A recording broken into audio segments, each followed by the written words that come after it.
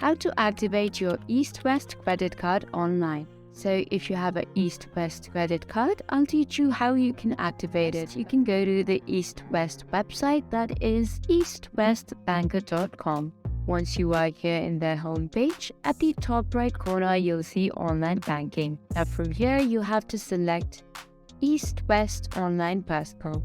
You will be redirected to a new page.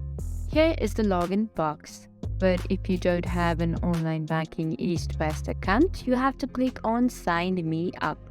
In this page, all you have to do is scroll down, then confirm that you have read the terms and agreement, then go on and click on Continue.